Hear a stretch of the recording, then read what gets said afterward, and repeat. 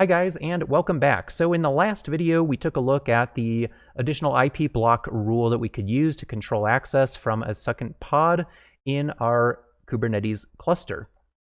One of the other things that we are able to do with network policy rules, however, is to, as we discussed in the very first architectural overview video, is to control egress traffic or outbound traffic to a particular IP address destination.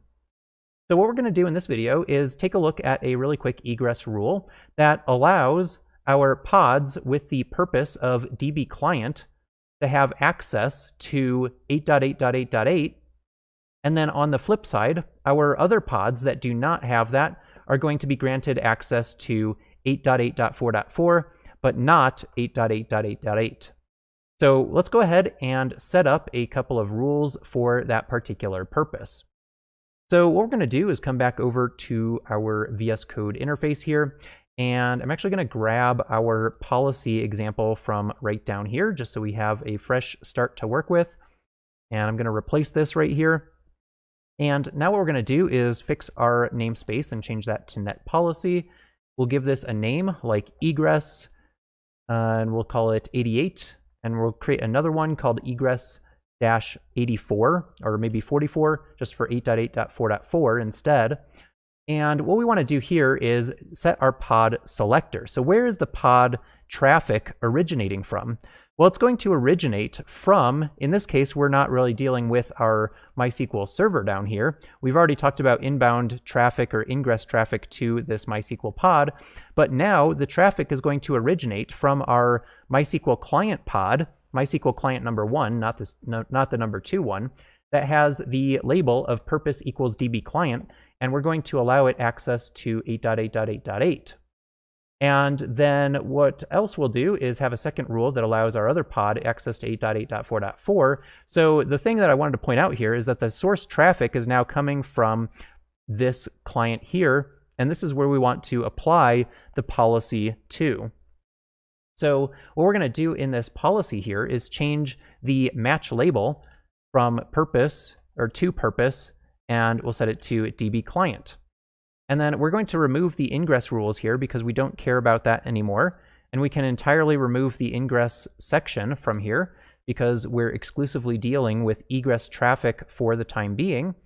And now what I'm going to do is set the IP block here for the target destination that I want to allow traffic to. So in this case, I'm going to allow traffic to 8.8.8.8 and specify /32. So that's going to only allow traffic going explicitly to this single IPv4 address. Now down here under ports, I'm going to change the protocol to UDP, and I'm going to change the port to port 53. And so what we're going to do is basically allow UDP 53 traffic here for DNS purposes out to this IP address. So let's go ahead and grab this rule here, and we're going to bring it into our terminal. Let me find my kubectl terminal here, and we'll create a new here string. We'll paste this in, and then we'll terminate that here string, and we'll do a kubectl apply file name dash, and run that. All right, so that should control access out to that IP address. So let's head over to our MySQL client number 1, which has the purpose of DB client. I'm going to try to run an apt update and see what happens here. And check it out. We're not able to run apt update here because we have a network policy applying to this pod that limits egress traffic for it. So it's not going to be able to reach out to the apt package manager in order to download the NSLookup utilities. So what I'm going to do for now is relax this rule and say, let's actually just delete the policy altogether. So I'm going to do a kubectl delete network policy /egress-88, and that will kind of lift that policy from restricting the network traffic to that pod. And I'll come back here to this guy and we'll do an apt update. So now you can see that that's working perfectly fine. I'll do apt install DNS utils, and that's going to include the NSLookup utility that we'll use to test out network connectivity. We should be able to do NSLookup. And so now we could do NSLookup, trevorsullivan.net, for example, and we could look that up against the 8.8.8.8 server. So now you can see that we are successfully doing a query here because we've unrestricted all outbound network traffic at the moment.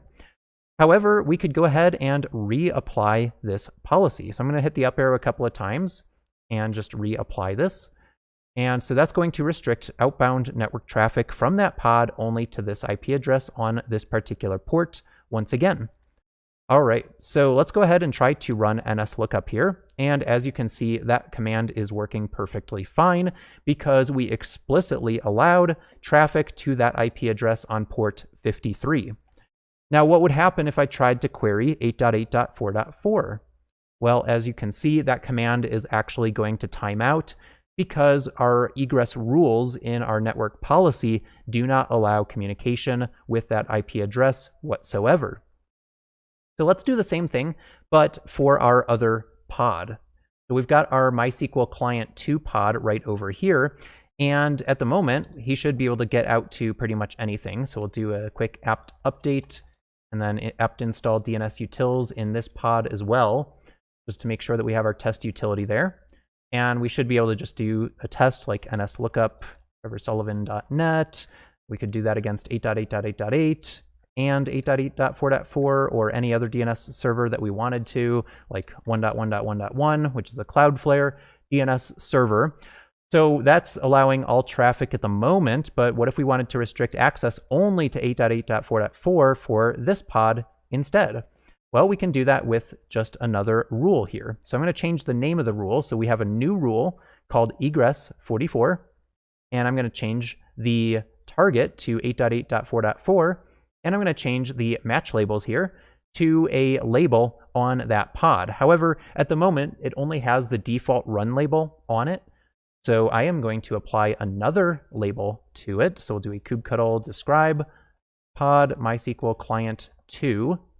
And we should see that it has just the run label right here. And so I'm going to apply a custom label to it. So we'll do kubectl label, and then we'll say client equals number 2. And so now I can use this client equals number 2 label to control traffic for that particular pod, or egress traffic in particular. So let's say client equals number 2, and he's only going to have access to this DNS server instead. So let's copy this, come back over here. We'll go ahead and create a here string in PowerShell, and then we'll close off that here string, do a kubectl apply file name dash, and that should create a third rule in our cluster here. Let's do a quick kubectl get network policy, and we should see that we have our original ingress policy or inbound access policy right down here for our database server that we were previously dealing with, and now we have two different rules here for egress traffic, and our newest one right here is egress 44. So let's head back over to MySQL Client 2, and we should be able to try nslookup here against 1.1.1.1, and that is failing, and that's what we expect to happen because our egress rules only allow explicit traffic to 8.8.4.4.